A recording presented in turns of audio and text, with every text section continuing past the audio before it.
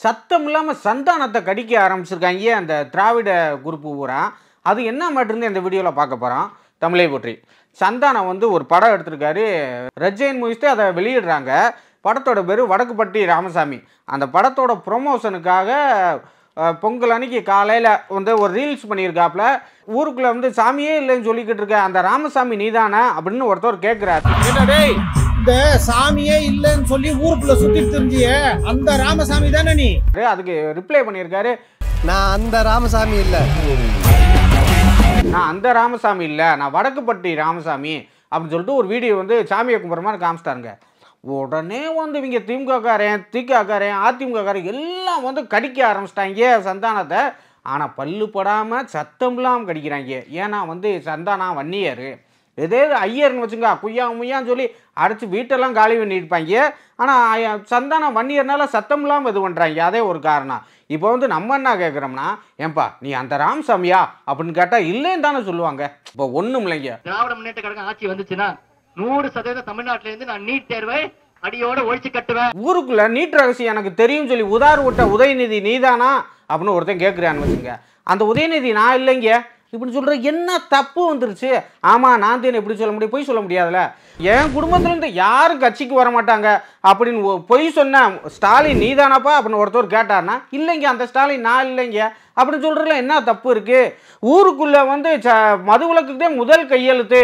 தமிழகத்தில் விதவைகள் அதிகமாக இருக்குமா மாநிலம் தமிழகம் அப்படின்னு சொல்ல உதார் விட்ட கனிமொழி நீதானா அப்படின்னு கேட்டது இல்லை அப்படின்னு சொல்கிற என்ன தப்பு வந்துருச்சு? கடல் நம்பிக்கை இல்லாத ராமசாமியான்னு கேட்குறாங்க. இல்லை அப்படி சொன்னால் என்னடா உங்களுக்கு ஏன்டா எரியுது? ஆமாம் சொல்லணுமா? அவங்க வந்து அடையாளம் சொன்னாங்களா, நீ தான் அந்த தாடியை வச்சு இது பண்ண வலையை தூக்கிட்டு இருந்த ராமசாமியா அப்படி கேட்டாங்களா? இல்லை ஈரோட்டில் பிறந்து வளர்ந்து காசிக்கெலாம் போயிட்டு ஜெர்மன் பிரான்ஸ்லலாம் அம்மனமாக ஓடுன ராமசாமியா அப்படின்னு கேட்டாங்களா? இல்லை திருக்குறளை இழிவுபடுத்தின ராமசாமியா நீன்னு கேட்டாங்களா? இல்லை திருக்குறள் மட்டும் இல்லை தமிழ் காத்துமிராண்டி மொழி இந்து பெண்கள்லாம் தாசி அப்படின்னு சொல்ல ராமசாமியா அப்படின்னு கேட்டாங்களா? அப்படிலாம் கேட்டாலும் இல்லைன்னு தான்ப்பா சொல்ல முடியும். இந்த சல்லித்தனமாகலாம் நாங்கள் ஏன் பார்க்குறோம்? போலீஸ்காரன் கேட்குறியா நீ தான்டா அந்த திருடனா கேட்டால் இல்லைன்னு சொல்லுவான். யாருன்னு கேட்டால் ஆமானா ஆமான்னு சொல்கிறோம், இல்லைன்னா இல்லைன்னு சொல்கிறோம். இதில் வந்து புகுத்துறாங்க. ஆனால் இந்த நொட்டியதை என்ன செய்கிறாங்க? நயன்தாரா படத்தில் வந்து இப்போ அன்னபூர்ணி படத்தில் நம்ம சாமி அசிங்கப்படுத்துனாங்க, ஒரு சமுதாயத்தை அசிங்கப்படுத்துனாங்க, இழிவுபடுத்துனாங்க. அதுக்கு கேஸ்லாம் போட்டு இது பண்ணி நெட்ஃப்ளிக்ஸ் வந்து அதை விட்டுட்டாங்க. அந்த சீனை நாங்களே எடுத்துக்கணும்னு ஒத்துக்கிட்ட பிறகு இவங்க வராங்க வந்து வரையான் வந்து வெற்றிமாறன் வந்து உக்கிரமாக வராப்புல படக்கு தணிக்கைக்குள்ளே இது பண்ண பிறகு நீங்கள் எது பண்ணுறலாம் தவறு அப்படி இப்படின்னு என்னடான்னு பிரச்சனைன்னு பார்த்தா, கருத்துரிமைக்கு பிரச்சனை பார்த்தா நயன்தாராவுக்கு பிரச்சனை.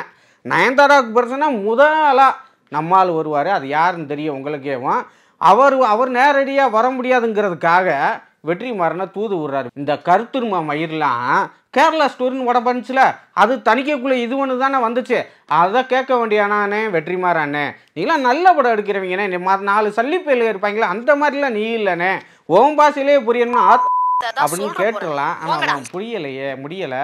வெற்றிமாறா நீ நல்ல டைரக்டரு, இந்த சில்லற வேலைலாம் இறங்காத, அதே உனக்கு நல்லது, நாட்டுக்கு நல்லது, மக்கள் படம் பார்க்குற எங்களுக்கு நல்லது. தமிழை போற்றி.